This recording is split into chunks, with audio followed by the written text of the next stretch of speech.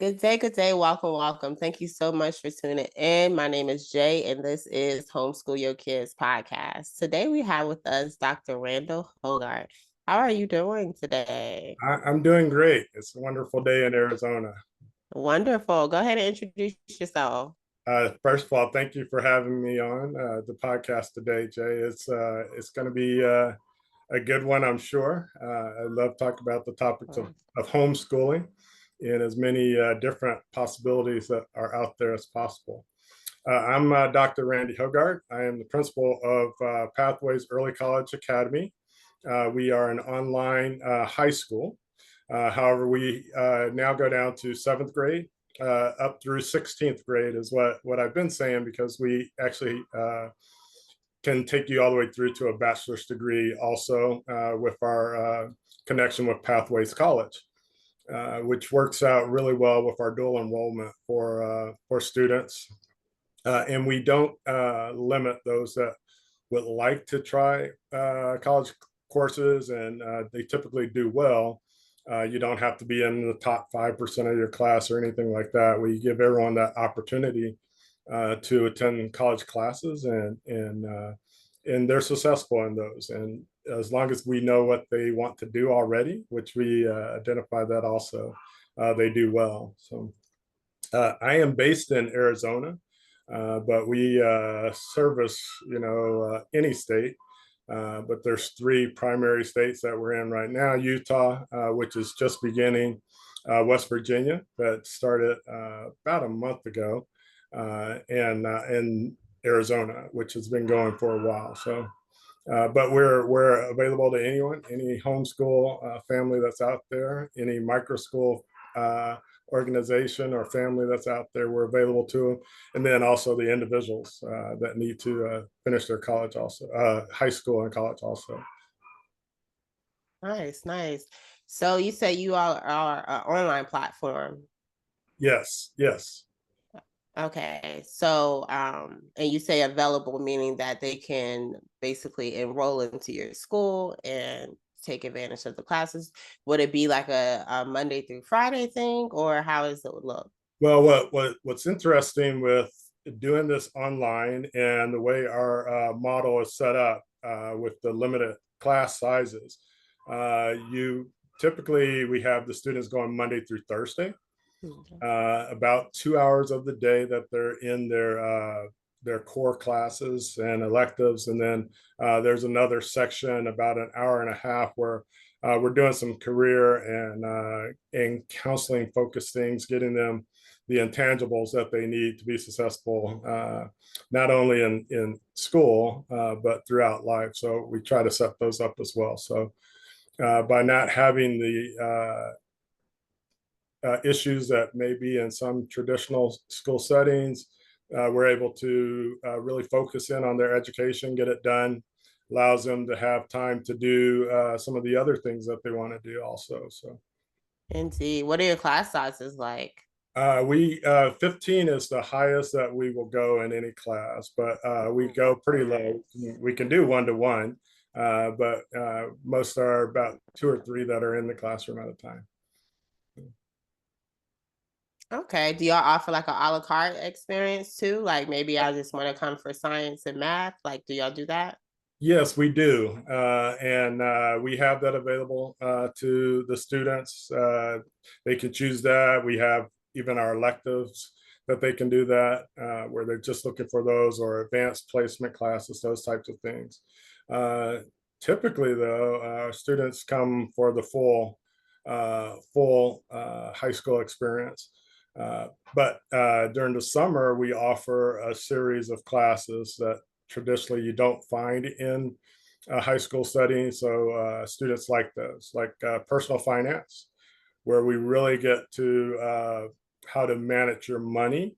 And now when people say personal finance, you usually think of like Dave Ramsey and that, where you're a little bit more sophisticated or you're farther along in life. But we really focus on where they're at.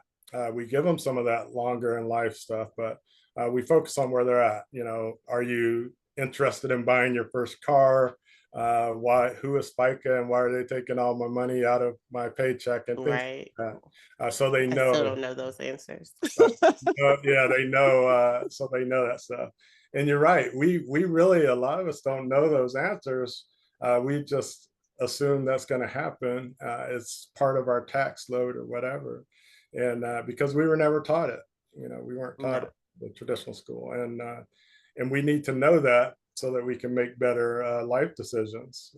indeed. If Indeed, there's a that way is. to minimize that, let's show the students how to do that and be more Yes. productive. So, Yes, this is awesome. So you said that you all let students can obtain a bachelor's degree in the process of like yeah, yeah, during the high school time. Can they do this yes, like dual enrollment? yes. It's a dual enrollment situation, uh, but again, it's a little slightly different than your traditional dual enrollment, where you have to be in maybe the top 10% of your class, or where schools have set it up that way. We have Pathways College that we work with, which is a fully accredited college. So the credits transfer to universities and colleges throughout the nation. We have articulation agreements with those specifically in Arizona and a few other private colleges and universities to make sure that there's no block or anything that says, hey, this credit doesn't fit the same thing that we're doing at ASU. We've got those agreements in place so that all of those credits transfer. So we No. allow all of our students, regardless of where they're coming from, as far as education, we allow them the opportunity to take college classes and try those out. Typically, what happens, they do fairly well in those because it's an interest area of those. We have shown them already that you will need to do this class, or you'll need to have an understanding of this content in order to get to where you want to go in life, or your interests. So you can take it now, and they take that as dual enrollment so that they can achieve that already. But bachelor's degree is possible. It's very difficult to do that. Associate's degree, is definitely possible to do. The main thing is that they're getting a head start on their college, which minimizes the cost that is a barrier to a lot of students and families to do. So it's a gateway, so it allows them the opportunities. And we're all about making sure that students keep as many opportunities available to them as possible, and not being a block in any way there. If you Nice. think about your college experience, your first classes, you're at some of the bigger universities, you're in a big lecture hall with 70 other students, and the teacher talks at you, but you don't get much time with the teacher or TA. At Where all. here you're in a class of 15 students, and you're able to get some real touch with Engage. them. You can email them and things like that. So Nice. How does Pathways differ from traditional school? the main thing is we really get to know our students, and it's we get to know them so that we can personalize their learning experience, and give them what they need, meet them where they're at. In a traditional setting, you have to kind of go midline. You have to look at, okay, how can I hit as many people as I can at one time? And when you have 30 in a class, 25 to 30 in a class, it's more difficult to do. Indeed. So we actually do get to know the students, what they're interested in now. We do work with them on what they may be interested in, also what their strengths may be, truly counseling them on that. And then we have our symposium and incubators that really focus on not just your career focus, but the intangibles, your persistence, your ability to maybe have a failure or a setback, but how to adjust and get past that, and continue to work towards your goal. We talked to them about how do you set a goal. We get them in front of, I have one student right now that, really wants to be a plumber. And so he's got a connection now with a plumbing contractor. in right here in Arizona, teaching him how to do that, and already getting him set up with how do you pass the license, how do you make money as a plumber, which they all make quite a bit of money, but how do you supplement that and make that better? Talk to them about how do you work alongside colleagues in the industry, as a construction person, how do you work with everyone and plan things out? This student is already learning that, and he's learning it from someone who's doing it, someone who's been successful. He can actually probably go to work for that contractor. If not, he's been shown how to, start his own business as a plumber, or work for someone else, develop the skills and timing, and build that into a little business for himself so that he's self-supporting. That's awesome. You all made that connection. The plumbing like came through Yes, yours. yes, Okay. yeah. So Okay, so you all do like the technical trades and everything like that. Awesome. yeah, we do it all. We really look at the students that are coming to us, and we focus on what is going to give them the opportunity that they need to be a successful citizen in life. Many students at some point, whether it's junior high, high school, they start to get a little bit disenchanted, move away from what they really want to do. And it's a compliance model. So they're complying and making the grades, but it's really, everything isn't focused on what they want to do. And we've been able to just focus on what they want to do. And our teachers talk really to the students, and keep the opportunities open. Nice. That is so important. How did you get here? How did you get to be in the principal of Pathways? Like, what was your journey here? It's a long story. Okay, we have for time. me. I'm not gonna. We have time. Yeah, I don't want to do the whole story, but in high school and early in college, I wanted to be a teacher and coach. I at some point bought into the mentality that if you do that, you're not going to make a lot of money or enough really to support yourself. I was fortunate enough to have a football scholarship that paid for my college, so I didn't have that debt riding along with me, but I still wanted to be able to be, a good father, provide for my family, and some of the positions that I was in just didn't take care of that. So I chose to go into sales and marketing for several companies, some sports teams, and then I ended up with a company called Herf Jones, which is a graduations product supplier at the time. They've since been bought out, but it was huge. They did class rings, announcements, caps and gowns, and all that. And I really, really got the bug again of wanting to be, in there with the students, talking to them and telling them how to be successful, through school.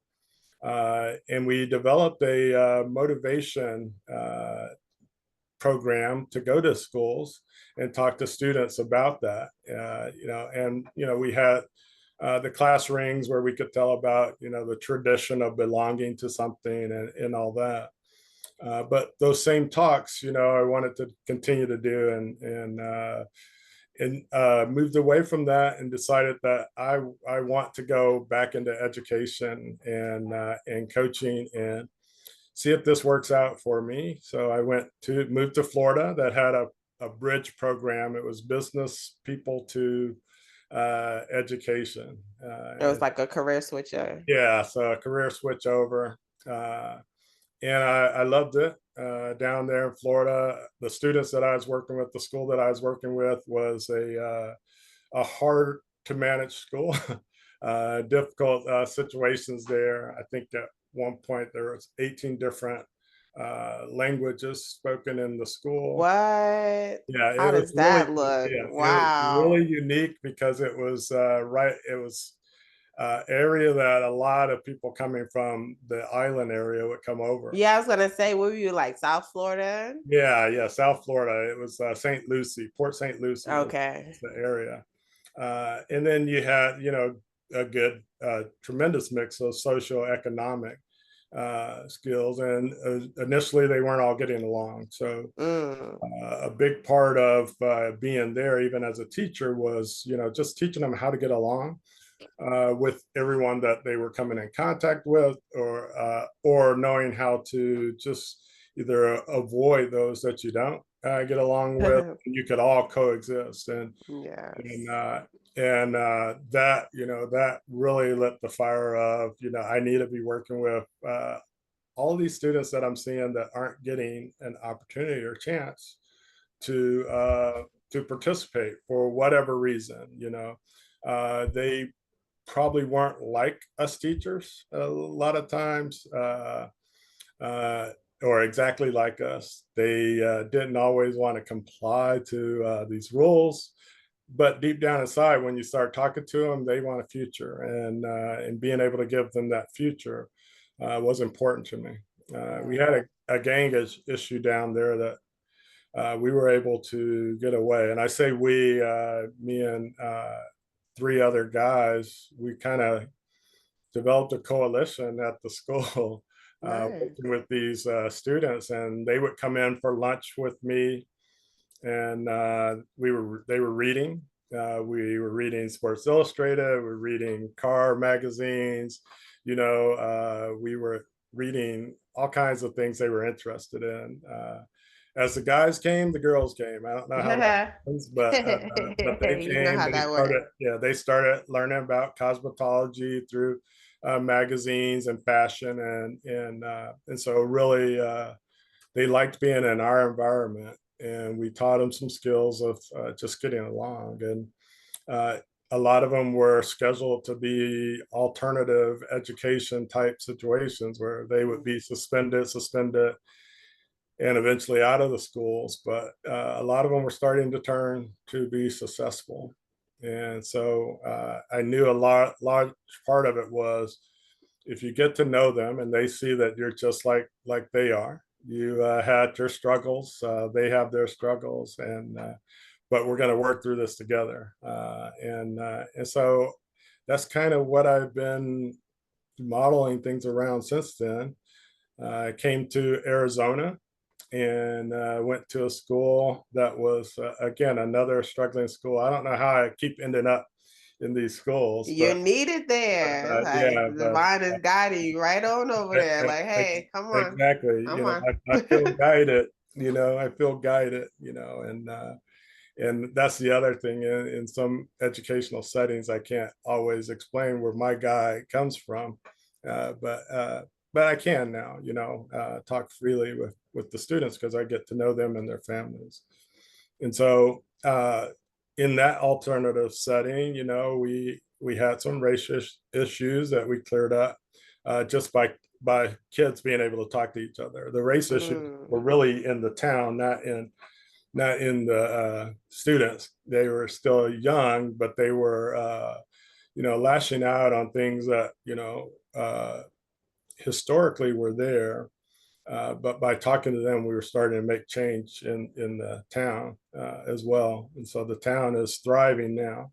One of the better small towns in Arizona. And that's all just from getting to know them, and they want to give back to their community. They want to prevent those types of things from happening and continue to happen. When you go in and you're kind of different than the administrators that the people are used to, there's usually stresses on you.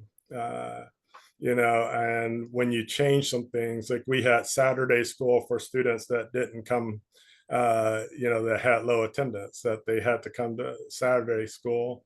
Which So is so wild, because how you get them there on a Saturday, you yeah, can't get them there on a Monday through Friday is and we beyond didn't me. have buses. We didn't have buses. And you wanted them to really like actually make an Yeah, effort to get there yeah, too. Oh but yeah, no. we had a culinary guy who could make spaghetti pretty efficiently. They would Feed come them. in and they would come in and they would do that. And oh, by the way, since you're here, you're gonna stay. We're gonna do some lessons, and this will help you with your attendance problem. Mm. We went away from giving zeros for work that wasn't turned in, and we required teachers to get them to turn it in.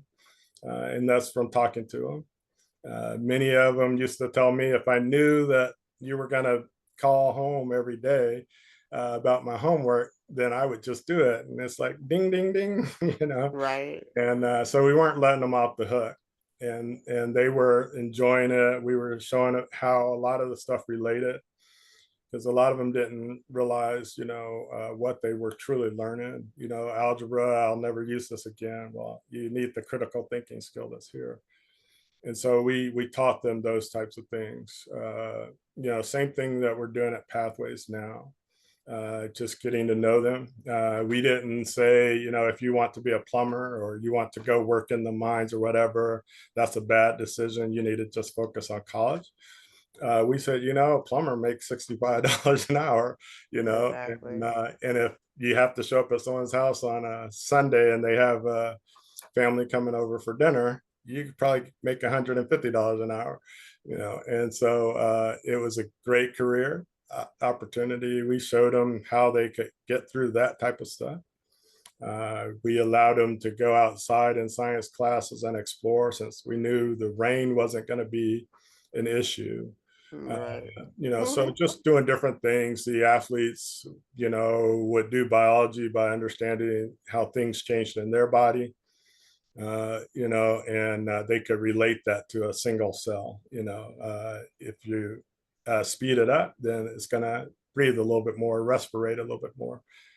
So they really locked in on that. We had farmers there that the people would go and work in the fields in the summer, very hot, in the morning and summers. And then we would actually have little vans from the school. We couldn't get a school bus, but we could get their field trip vans, and we would pick them up and bring them and do classes at the school, and then they go home after spaghetti on something. So it was a matter of just showing them that you care.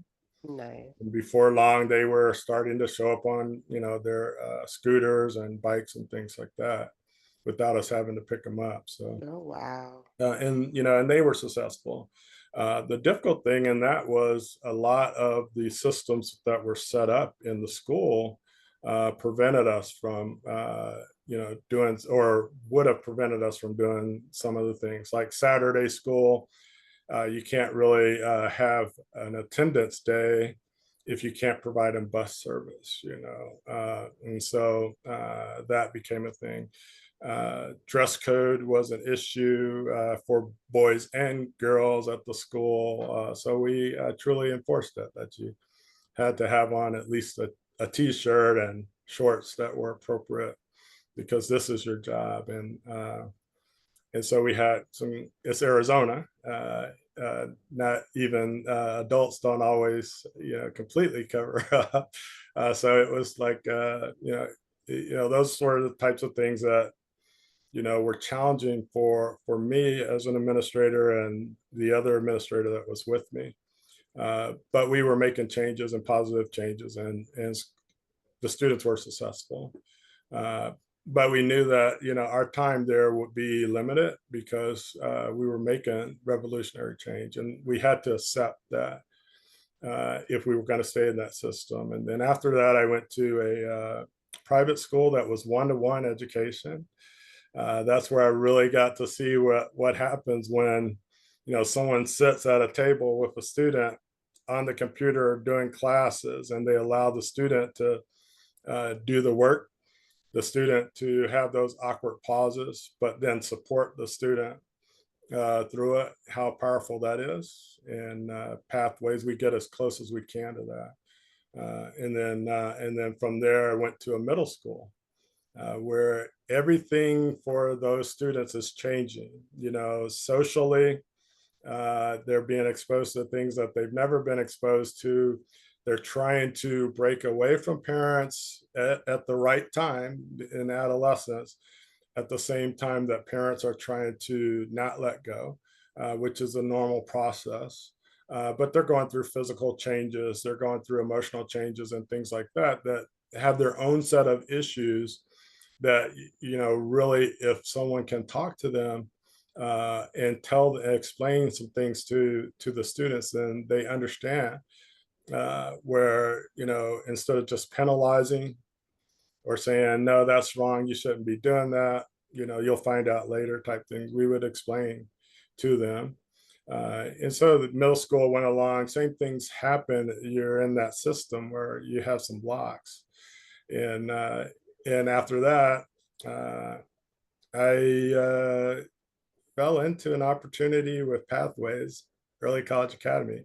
I really said, I've been fighting the system and I can't fight it anymore. I can't, make this work, because I see so many things that as an administrator, that I have to do, that don't seem right to me. I just need to either give this up or take a break from it. And at the same time, I was offered a position as a full-time professor online, accepted that position, and and loved that, and started talking about different models of school. I am a diehard love my public schools person, and I'm still that to the day.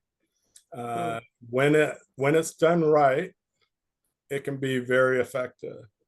We just have put teachers in a situation now where they really can't do it right. They can't do the instruction right. The model's not there. When you have too many in the classroom and you have so many different types of situations going on in the classroom, different groupings coming in, that it's difficult to do. And it's all going on the shoulders of a teacher and consequently onto the student. And so the student doesn't have a chance.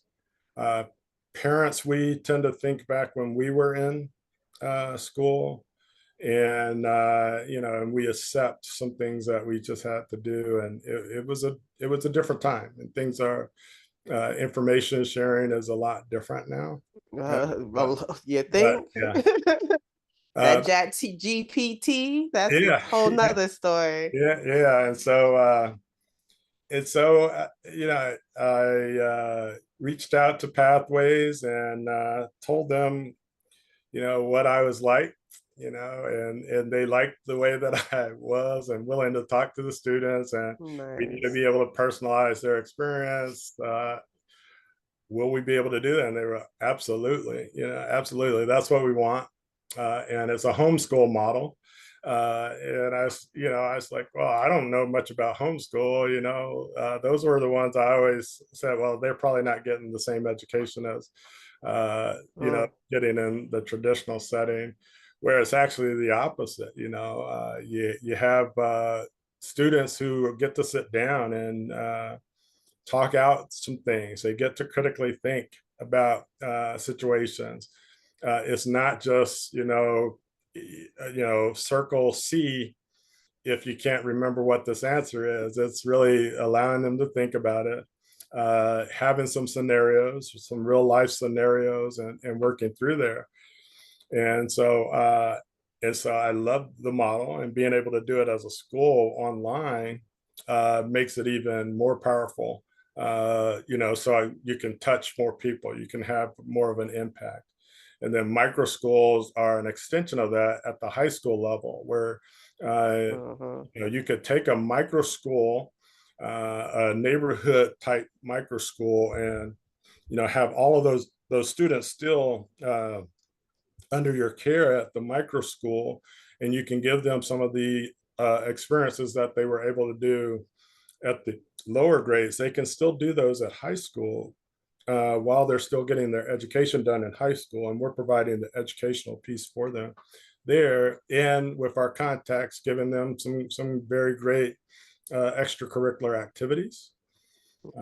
And it leads right into a college that's fully accredited, and all your credits transfer. If you happen to go through one of our programs to prepare you for a certificate, you can go when you turn 18 or or, and you can go and sit for, your general contractor's license or plumbing license, so those things are exciting to me, Mm. because those are opportunities that weren't always there for everyone.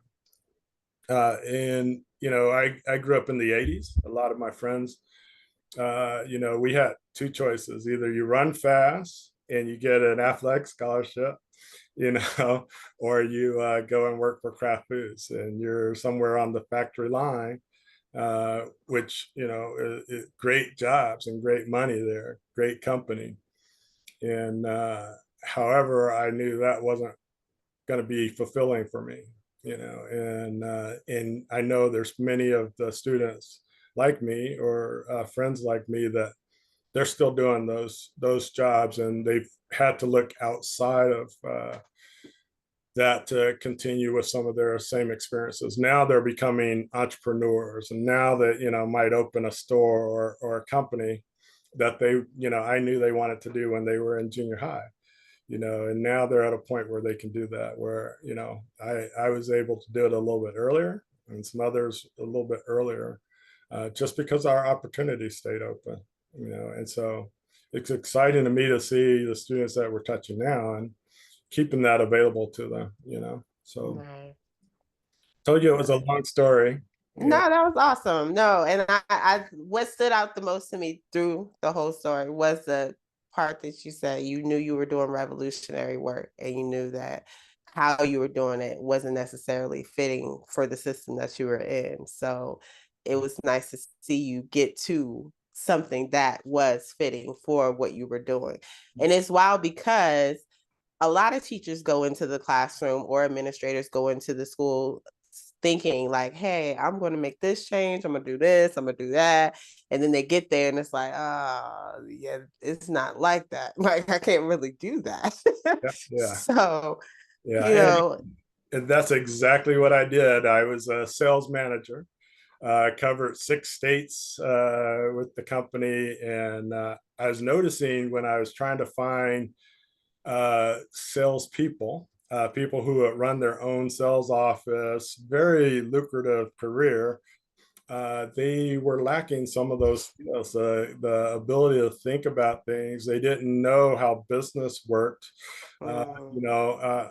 And I was like, well, they've never taught you this. So I was like, well, I'll go in and I'll teach them all those things, and be able to, teach them some of that, and tell them what this is, how to do that. And you just don't have that opportunity to do that, and you would see yourself with a classroom of 25 or 30 students, Mm, and you knew you wouldn't be able to hit as many as you can. There's that certain group, maybe 5 students, where honestly, while you're sitting there, you're like, it's better that they're in the back sleeping right now. Otherwise, they would be right. around, I didn't wake you people up. yeah, and they're just sleeping because they've given up, and Mm, you wish you could go and help them, but then you have the 5 or 6 that are excelling, that you got to make sure that you have stuff for them, and then you have that midline that people could move either of those directions. You hope they move towards no. excelling, but a lot of times they stay in the middle, uh, Right. And it, that's oftentimes the group that is most focused on, because you're trying to get them. I always talk about the green, yellow, red, because that's how yeah, we used to like yeah, separate them. And so that yellow was always the focus because we were trying to get them to the green. And like you said, those red, those sleepers, those ones that like we lost them a while ago, a long uh-huh, time ago. They you yeah, didn't lose them that year. But they're kind of like just, oh, it's good, you're quiet, so we're gonna yeah, leave you yeah, alone. yeah, yeah, Yeah. yeah. But So, those that were sleeping, would be with me at lunch, and all I had to do is bring peanut butter and a loaf of bread, oh, and we'd sit and we'd talk, and they were doing the assignments and didn't even realize it. They were doing the work and didn't Nice. realize it. And then when I put, the test in front of them, they're like, oh yeah, I remember this, And so it was good to see that. But yeah, you're Nice. right. By the way, you can't put green, yellow, red on the board or put that anywhere. Oh yeah, no, you can't tell them that. Yeah, People no. are moving, so yeah, that was another no. I know we often try to We're sit excelling. them like to position them in the classroom, like have a green, a yellow, and a red, like have them in the group in the effort or hopes of them feeding off each other. Right. And I guess getting that green, getting the other two to kind of like, hey, let's Yeah. focus, guys, let's If do you this. but if you go into sales anywhere, and everything you do is a sales position, but if you go into a sales management office anywhere, you have that green, yellow, red group that everyone knows, and they Yeah. they publicize it. That's their motivator for a lot of them. Unfortunately, that motivator for that bottom, the red group, is okay. This isn't the industry for you. But for the others, it's like, oh man, I'm almost a goal member or whatever you want to call it, for them to see that, and that is, we're in a competitive environment. Yes. Our economy, drives off of that competition. Your ability to compete, and if you have an alternative to the regular, you should be able to compete as well. And they always try Indeed. to knock that down because you're showing, where you can make the system better, and so we face some of that competition even in education where, as these alternative models come out and people just aren't used to seeing, things. So the initial response is to talk down about them, Mm. homeschoolers aren't getting the same education. They're just sitting around at home doing nothing, that's, I've, that's far and few between, of what happens in a homeschool environment, from what I can tell. Uh, I haven't seen that. Everyone wants Mm. their child to be successful. Whatever you rate Indeed. that as. I think Martin Luther King Jr. was, if you're a janitor, you be the best janitor that you can be, but work, get it done. And so that's the mentality that drives, our country. Mm-hmm. And so we have to be used to being in that type of environment, and setting ourselves up there. I truly, like I said before, I truly am a friend of public schools, and what we do as homeschool, micro school, alternative settings. We address a lot of the issues that they have, Of and course. if they just allow it to happen, then it's much better for them. Class size is ridiculous, Mm. and so teachers are at a disadvantage. So if we have the opportunity in some other models to take some of the students away and have them in a thriving environment so that they can be successful, then naturally your class size is going to get smaller, and that, Yeah, but a lot of people aren't looking at that as a yeah, benefit. Like that because the addresses that money, issue, like they're because the money follows the child in a lot of right, the aspects. right, So yeah, they're fearful of that. But like you just said, if people are seeking out alternative methods, and then those who understand or feel that traditional school is the method that works best for their child, because public school does work for some people, like oh it yeah, does. yeah, Yes. But if we're weeding out the ones that it doesn't work for, and we're having them in other settings and whatnot, it should lower the class yes, sizes. yes, But yeah, you see a lot of schools combining and redistricting and all this other stuff where it's like, oh no, oh, you're down to 20. No, you need 10 more. Let me yeah, see you some yeah. more. So, so if you think, you had mentioned the way that the tax dollar flows and stuff. In Arizona, we happen to have a universal voucher system, which is ESA, which Yes. is the Empowerment Scholarship. which originally was just designed for students with disabilities, but we've opened it up to everyone now, making it universal. They changed the name so that it's scholarship. So people normally think, well, I have to qualify for that. Well, the qualification is that you're an Arizona resident, and that's pretty much it. So people, that naturally moves them away. Again, that's some of that negative talk. The way the tax dollar truly flows is, citizens pay their state taxes, you know, and those state tax dollars then go into the state system. Some of it is earmarked for education. Okay, if my child is in private school, I still have to pay that tax. Yes. If my If your child child is is homeschooled. homeschooled, I still have to pay that tax. In the past, private school parents have said, okay, because I know that I have a different situation that's going to be better for my child, then I just give that up as, community service. So I just lose that tax money, you know.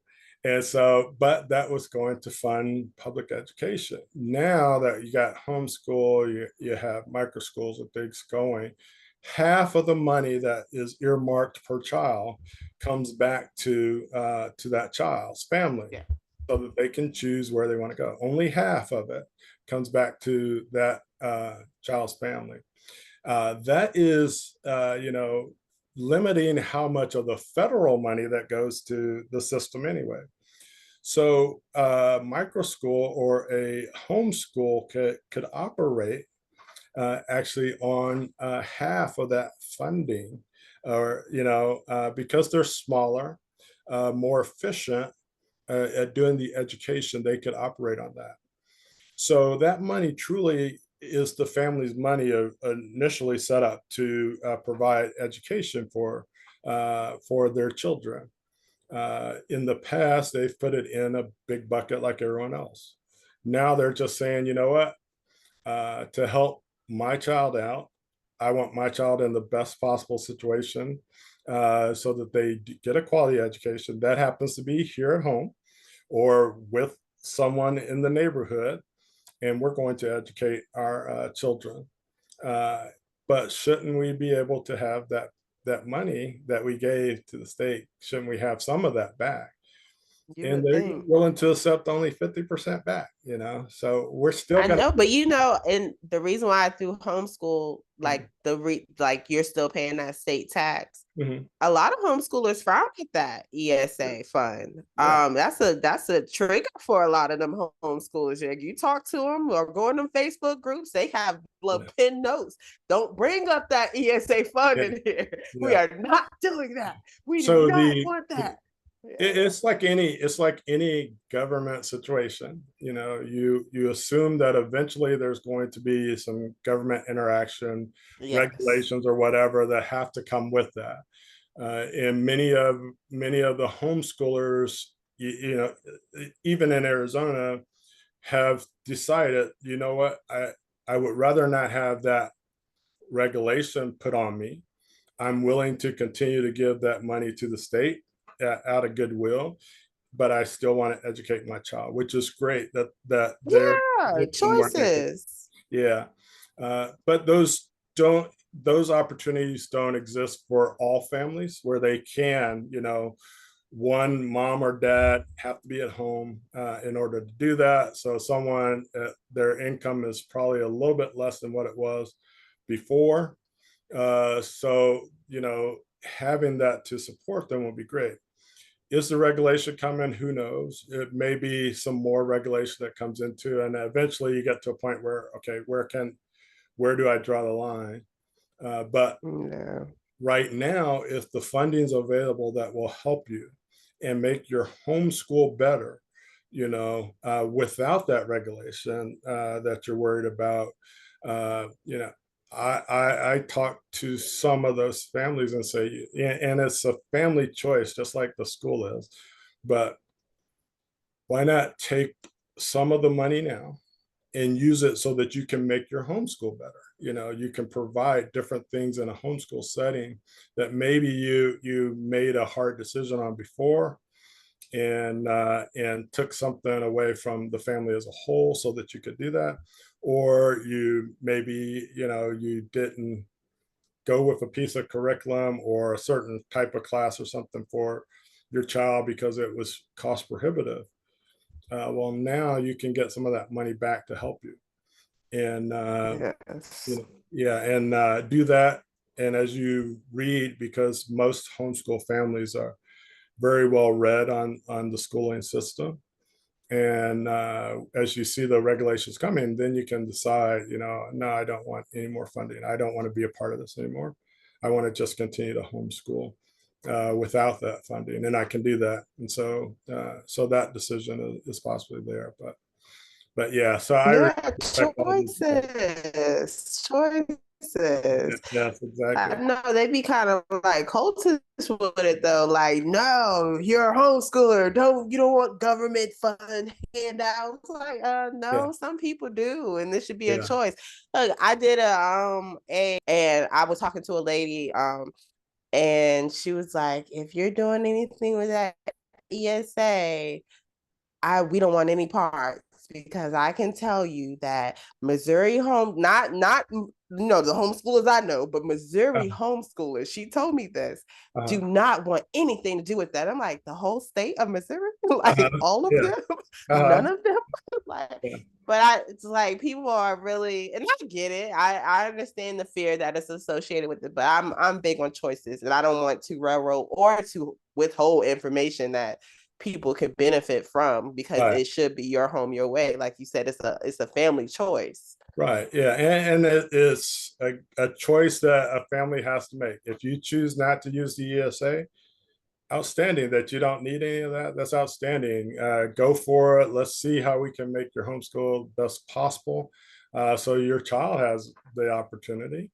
If you do need to use the funding, until the regulation hits a point where you're not comfortable with it anymore, do that, because it's there, it's available for you, there to use to make the best possible situation and opportunity stay open for your child. And so I encourage whatever situation you're in to do that. A lot of the different populations that are out there, they can't truly do it without having some of that funding back. And so showing them how they can do it, and not have to struggle through a system that they don't feel comfortable with, just because being able to be there for them, it, is exciting to me, and giving their children that opportunity as well is exciting, to me, to see, students that would normally be, and some of them who have already been pushed out of the traditional setting, and see them come and do their classes online with us, and they're very successful. That's amazing, when you see that, and it's a great feeling, when you see that happening, and everyone's having a great opportunity, so, Right. yeah. Yes, no, I love pathways. I love that you all are not centered on college is the only way to success. I love the name itself. This isn't my first go around. I actually spoke last season to Yeah. Alden, I can't pronounce his name, but Kirschner. he's yes, he's uh, at, yeah, there you go.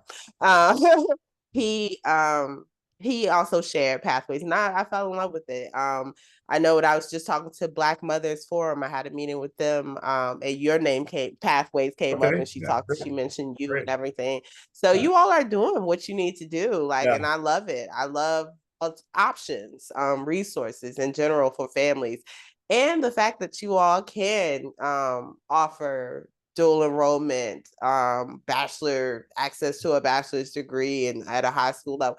That's awesome, because I Yeah. feel like that's the main thing I see with traditional school is a lot of time that's wasted. I feel like there's so much more that could be done in that time Yes. of high school. So I love what you all offer, really. Well, thanks. Yeah, it's great, and partnerships like Black Mothers Forum is good to see, and to see those students doing well also, that were, kind of cast away from some of the setting before for various reasons. So to see them being successful, outstanding. Yes. My family goes back in Virginia and North Carolina area, and I can still remember my sister when desegregation happened. Where she had to leave her school and go Mm. to a school with everyone. And there's a story of that whole system, and it's like any system that's put in place through the government. There's great intentions, but there's always another side of it as well. And some of what happened is we lost a lot of high quality Black male educators during that Mm. time. In fact, that's where the head was of African Americans at that time. You had strong Black male leaders, and you lost some of that. Now, Black mothers, have always been outstanding and amazing. Uh, but to see, the ability to have more Black male educators, the possibilities of that, students that want to be educators, and we can promote it and show them how to do it. I mean, I see that as super important because if you look at statistics, Hispanic males, Black males, Native American male, struggle in the traditional schools. But it's difficult from my experience. It's difficult when you don't have anyone, that may have gone through some of your life experiences that to speak to. Yeah, When like you I have said, that look like situations, you, that you can right, relate to. you may Yes. not have someone who has had a similar family situation as things happen with your family, and understood that some of your reactions or ways that you are not necessarily negative. It's just the way you are, and so It's what you uh, know. It's yeah, what you and it's what see. you It's what's know, been modeled for you. yeah, Yes. yeah. And my sister was told to question, things, not authority or anything like that. That was a huge no-no in our family, but to question, why are we doing this and stuff, and then for someone not to have an answer, so it's interesting, but yeah, so it's good to see that. I think overall this could have a tremendous impact on elevating everyone, and like I said in the past, it makes your public school stronger as well, because some of the people that you're struggling with, even from a discipline situation, there may be a better environment for them to be in so that they can thrive, and don't have to spend so much time handling that situation.